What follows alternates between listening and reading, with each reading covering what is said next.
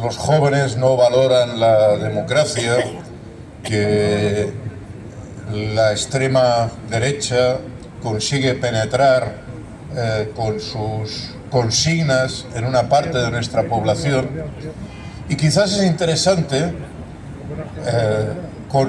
volver a pensar qué es esto de democracia, porque claro, una democracia no es una consigna o una autotitulación que se otorga a alguien a sí mismo. Es algo que contiene algunos valores. Por ejemplo, un elemento esencial para la democracia es la libertad de expresión y el acceso equivalente a los medios de comunicación. En su momento, en la Revolución Francesa, esto representaba la libertad de imprenta, que todo el mundo pudiera imprimir un papel. Hoy, teóricamente, tenemos esta libertad, pero el acceso a los medios de comunicación no es el mismo, porque se ha dicho aquí, tuvimos una exitosa asamblea del movimiento social más importante de Cataluña, en activo, en la calle. ¿Lo habéis visto en alguna televisión? ¿En algún medio de comunicación? ¿Se ha explicado las propuestas que tenemos? ¿Se ha explicado que existimos? No. ¿Esto es libertad de expresión? El acceso, cuando unos tienen cadenas de televisión, periódicos, redes sociales en propiedad, y otros nos toca rezar para que no nos cierren el canal de YouTube cuando convocamos una manifestación, ¿esto es libertad equivalente para unos y otros? Desde luego que no. Hay otro elemento que también consiguió la Revolución Francesa, que es la transparencia de las cuentas públicas. Antes, en la monarquía absoluta, el rey disponía, hacía lo que quería con el dinero que sacaba de la gente. Con la Revolución Francesa se obligaron a publicar los presupuestos y a publicar qué es lo que contribuía cada uno. En España esto duró 3 años después de la transición. Con la historia de ETA y tal, dejaron de publicar quiénes eran los contribuyentes. Cualquier excusa es buena. Porque claro, si supiéramos lo que los grandes ricos de este país contribuyen a Hacienda, igual nos escandalizábamos. Por otra parte, en la crisis del 2008 decidieron que se prohibía hacer público quién tenía la deuda pública. ¡Ah, caramba! Resulta que nuestros principales acreedores no podemos saber quiénes son. La explicación es muy sencilla. Los que tienen más deuda pública son los bancos que rescatamos. Y por tanto hay una manera muy fácil de resolver el problema de la deuda, esa que dicen que no tenemos dinero, que consiste en decir, como tú no me has devuelto el dinero, esa deuda es ilegítima, se acabó. No pagamos más intereses por la deuda pública y nos lo quedamos para la sanidad, para la gente, para las pensiones. Bueno, ya vemos que esto, la democracia tiene algunas deficiencias, pero es que vamos más allá. Tocqueville, uno de los teóricos de la democracia, decía, no, eso lo que es básico en un régimen democrático es separar el gobierno, el poder ejecutivo, del poder legislativo, del poder judicial. Y hay que asegurar que son independientes y que se deben a la ciudadanía. Y estos días, por hablar solo de uno de estos poderes, el poder judicial, hemos visto cómo siguen sirviendo a los de siempre. En la transición se hicieron cosas bien y se hicieron cosas mal. Desde luego, el tema judicial se hizo fatal. Se quedaron los mismos. Pasaron de los Tribunal Especial de Orden Público a la Audiencia Nacional, de un día para otro.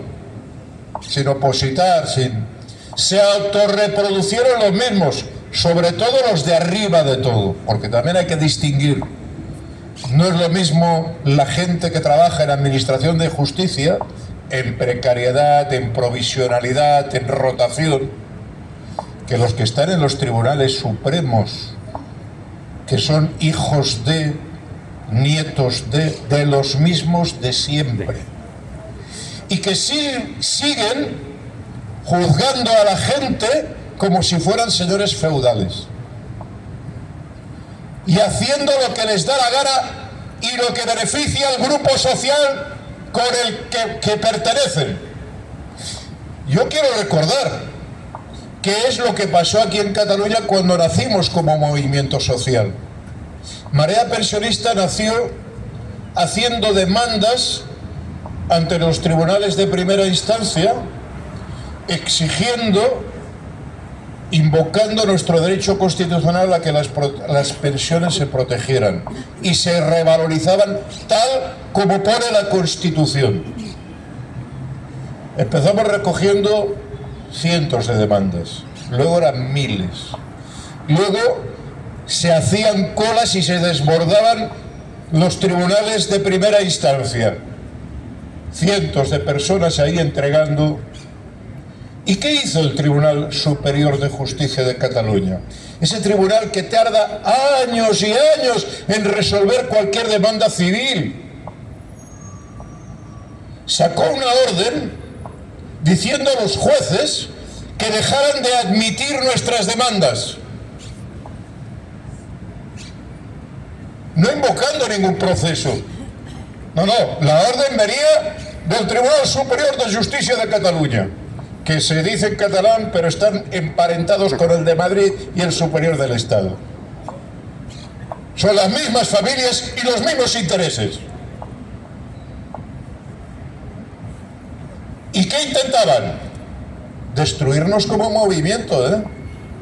Aquí, antes de enviarnos la policía, antes de enviarnos multas, los primeros que intentaron destruir este movimiento fue el Poder Judicial, que pensaban que si nos quitaban lo que estábamos utilizando para crecer, que eran las demandas judiciales, destruirían nuestro movimiento. Y se la comieron con patatas porque nos reinventamos. Y fuimos capaces de seguir luchando por el IPC, por la auditoría y seguir agrupando a la gente. Pero no nos olvidamos de la mala intención que tenían los jueces. Y ahora hemos visto, bueno, y podríamos seguir, porque han habido varios procesos jurídicos altamente cuestionables en este país. Pero vamos al último. Resulta que sin pruebas, con declaraciones en sentido contrario, se condena al fiscal general. Y se le condena, primero, para intentar asustar al gobierno, a decirle a ver si te acuerdas de quién manda, ¿eh? Pero segundo, para intentar anular el proceso jurídico contra el novio de Ayuso, que la han pillado con las manos en la masa. Que es evidente que ha cobrado comisiones, lo sabe todo el mundo, hay todas las pruebas, pero van a intentar buscar justificaciones jurídicas de procedimiento para que no lo juzguen. No es la primera vez que se van de rositas, que cuando se trata de juzgar a los poderosos falta una prueba, no se presentó el día que tocaba, hay ese detalle en el pie de página que no se aplica para el común de los mortales, pero se aplica para ellos. Y claro, yo estos días estaba haciendo cuentas, porque ha habido también otra que sí hay que decir. Estos jueces que ven, se inventan las pruebas, luego no ven que en Madrid hubo 7.291 muertos en las residencias. Y para eso no hay pruebas. Oye, yo estoy haciendo cálculos, ¿eh? 7.291 muertos son muchos muertos, ¿eh? Mirad, estos días celebrábamos, no sé cómo decirlo, la muerte del dictador. Este personaje que dio un golpe de estado en este país estuvo desde julio del 36 hasta mayo del 45, que acaba la Segunda Guerra Mundial, fusilando gente a mansalva. En el 45 se asusta, porque aquellos que habían enviado las armas aquí a matar gente, a la Legión Cóndor, a los bombardeos que salían de Mallorca a bombardear Barcelona y que se cargan ahí al Coliseo y hacen una matanza, esos que financiaron el golpe habían perdido la guerra y estaban colgados por las calles de Turín o estaban incinerados en el centro de Berlín. Y claro, quedaba la tercera pata, y entonces dejó de fusilar gente, o dejó de fusilar al ritmo que se fusilaba.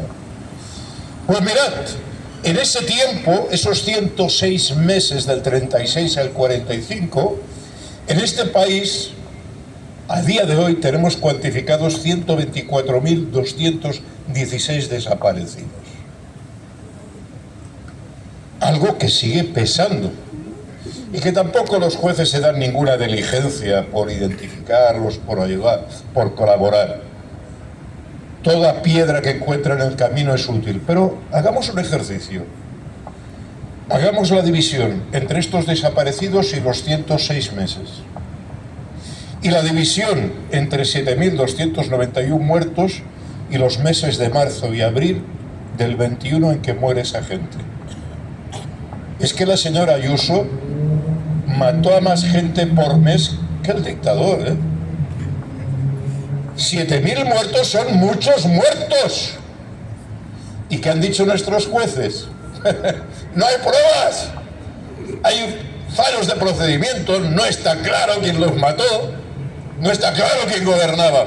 Ya veremos qué le va a pasar a Mazón, pero seguro que encuentran algún pretexto. Porque basta ver nuestras cárceles. En ellas están los pobres, los desgraciados, la gente marginada. Pero ¿cuántos de los que han cobrado el 3% están ahí? ¿Cuántas semanas duran para que les den una salida condicional, para que se aplace, para que digan que están muy delicados de salud? Tenemos un caso extraordinario. El tipo que era presidente de la Comunidad Valenciana y que lo sacan de la cárcel porque estaba con un cáncer terminal, tan terminal que han pasado 7 años y el tío sigue moviéndose por la calle. Estos son los jueces que tenemos. Y frente a esto, lo único que nos queda es la movilización social. La lucha. Primero denunciarlos, porque ser juez no quiere decir ser justo. Los señores medievales también tenían jueces para impartir la justicia de los señores contra los campesinos y contra el pueblo. Y ahora tenemos jueces que se llenan de togas, de medallas, de ceremonias, que no tienen nada de justos, que son injustos manifiestamente, que no protegen los derechos de la gente común. Y en cambio, protegen, eso sí, a los señoritos de siempre. Frente a ello, habrá que espabilar y habrá que decirles a nuestros concejales, a nuestros diputados, que antes que se llegue a la situación que hay en Latinoamérica del lawfare, que meten en prisión durante años a Lula, que espabilen, que los que tienen que ir a la cárcel son otros, y que se apoyen en la gente en lugar de perseguirla, en lugar de censurarla, porque desde luego hace falta una gran renovación en el sistema jurídico de este país. Y finalmente, una mirada al escenario internacional. Nos encontramos que el señor Fabián Mandón, vaya nombre, Mandón, militar de alta graduación, con un alto cargo en el Estado Mayor francés, se descarga esta semana diciendo que Francia debe prepararse para perder a sus hijos. Anda narices el general.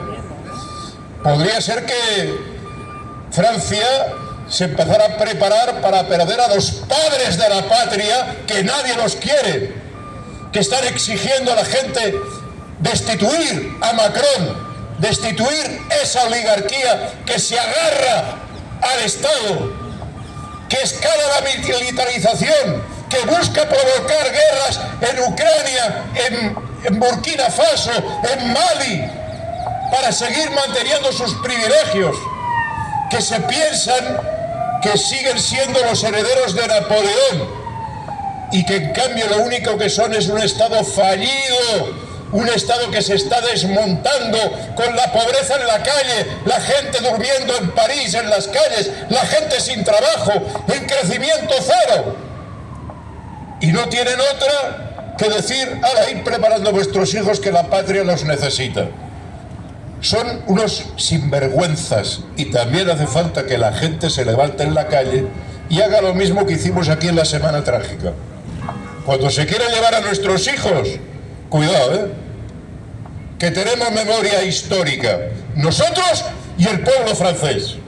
Y han hecho muy bien los políticos como Mélenchon, los sindicatos, en denunciar y exigir la destitución de ese general. Y por otra parte, en el escenario internacional no podía faltar la señora von der Leyen. La señora von der Leyen hoy en ABC otra vez, exigiendo que para que nuestros jóvenes tengan pensiones, ahora ya sacan la orejita, hay que obligarles a que coticen en fondos privados. ¡Anda ya la pajarita esta!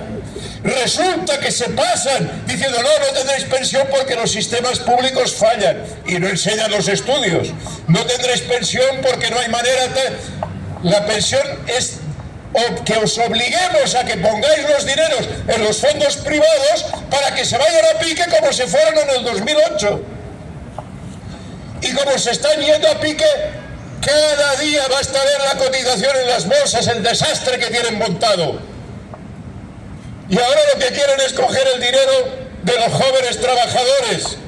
Pues compañeros y compañeras, espabilad, explicar esto en los centros de trabajo, porque van a por vosotros, por nosotros también, pero van a por la gente trabajadora, la gente joven, a utilizar el Estado para que les obligue a cotizar a empresas privadas. Han fracasado en los PPEs. Hicieron una ley en Bruselas. Los estados no han tenido narices de aplicarla en la mayor parte de países del Estado.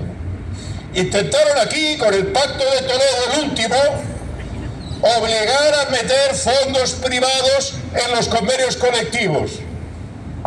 Y sí, engañaron a aquellos que firmaron aquello. Había gente que ciertamente firmó de muy mala gana, pero firmaron. Y firmaron los sindicatos, pero caramba, los sindicatos cuando se van a sus federaciones se cuenta que la gente dice, en el metal tú vas a meter esto, en hostelería, en Baleares vas a meter esto, anda ya, vuélvete para Madrid y ves a negociar, pero aquí ni te acerques a los afiliados. Y atención, esta victoria también es nuestra, ¿eh? Hemos sido nosotros los únicos que hemos explicado alto y claro que las pensiones privadas eran una trampa, eran dinero que no iban a volver a ver los trabajadores. Y hoy, una mayoría muy amplia de trabajadores de norte a sur de este país comparte esta posición. Habrá que pelearla, porque von der Leyen vuelve a la carga y vuelve a intentar arrebatar el dinero de los bolsillos de nuestros jóvenes. Pues ahí nos van a tener enfrente. Tenemos una mala salud de hierro, somos muy mayores, pero llevamos 14 años en este movimiento, hemos celebrado nuestra asamblea y hemos salido más unidos y más combativos que nunca. Aunque también tengamos más años, aquí seguimos en la lucha y aquí nos van a encontrar enfrente defendiendo las pensiones públicas frente a von der Leyen, los militares y quien se quiera poner delante de nosotros. Compañeras, compañeros, gobierne quien gobierne, las pensiones se defienden.